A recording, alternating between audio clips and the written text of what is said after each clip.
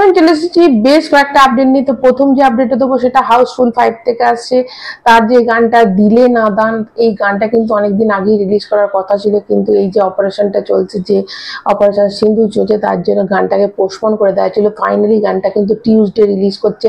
গানটা ডিউরেশনে যে 3 মিনিট 20 সেকেন্ডের গান আছে, এবং এই গানটা টিউসডেতে যে কোনো সকাল থেকে রিলিজ করবে। দেখো, এর আগের যে গানটা ছিল যে লাল পরি, এটা কিন্তু ব্যাপক হিট করেছে, মানে ব্যাপক ব্যাপক ভাইরাল হয়ে গেছে গানটা। যেরকম হাউসফুল 4-এ বালা গানটা যেরকম হিট করেছিল, তো সেরকম লাল পরি কিন্তু যথেষ্ট হিট করে গেছে। এবার নেক্সট এই গানটা আসবে, সেটা কিরকম হয় সেটাই দেখার।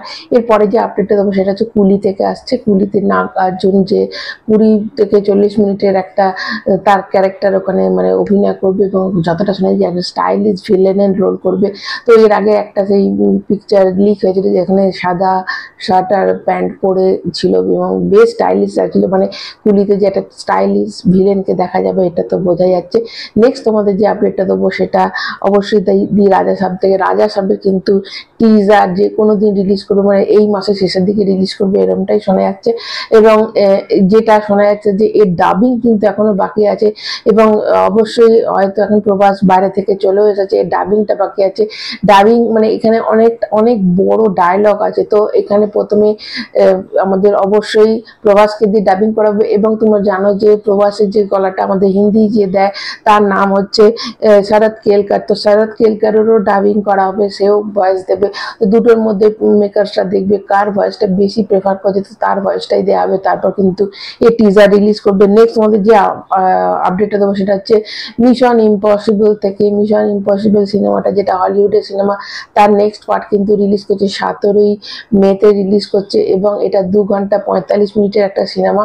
তো ওয়ার্ল্ড ওয়াইড তারপরে রিলিজ করছে, কিন্তু ইন্ডিয়াতে রিলিজ করছে এটা 17ই মে। তো অবশ্যই সেই সিনেমা যারা যারা অবশ্যই টম ক্রুজকে পছন্দ করে, যারা অবশ্যই মিশন ইম্পসিবল যারা দেখতে ভালোবাসে, তাদের জন্য তো বিশাল সুখবর। নেক্সট তোমাদের যে আপডেটটা দেবো সেটা মহেশ বাবু থেকে আসছে। এবং মহেশ বাবু রয়্যাল অ্যালবার্ট হল, যেটা লন্ডনে রয়েছে, সেখানে একটা গ্র্যান্ড মিউজিক্যাল সেলিব্রেশন হবে, সেখানে এসে যোগদান করছে। এবং ওখানে কিন্তু RRR এর পুরো টিম থাকবে, এবং NTR তো অবশ্যই থাকবে। এবং সেটাই দেখা যে NTR 18 কেজি ওজন কমানোর পর তাকে কেমন লাগে সেদিকে অবশ্যই চোখ থাকবে।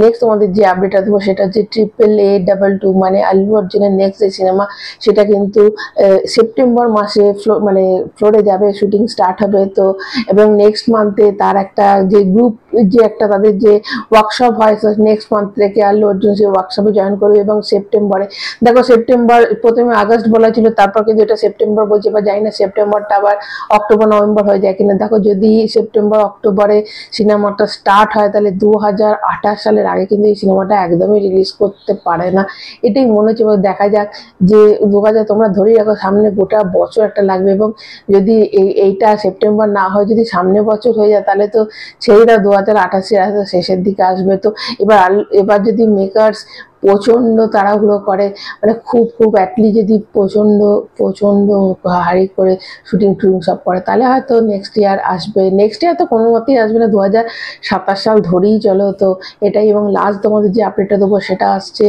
বর্ডার থেকে, বর্ডার 2 থেকে। হ্যাঁ, এখন যেহেতু দেখো তোমাদের বলেছিলাম যে এই সময় যদি ধরো এই ফাইটার বা স্কাই ফোর্স রিলিজ হতো, একটা অন্য রকম মার্কেট পেত। তো এইখানে যে ব্যাপারটা হচ্ছে যে এই যে যুদ্ধের মহলে কিন্তু সানি দেওয়াল একটা ডিসিশন নিচ্ছে।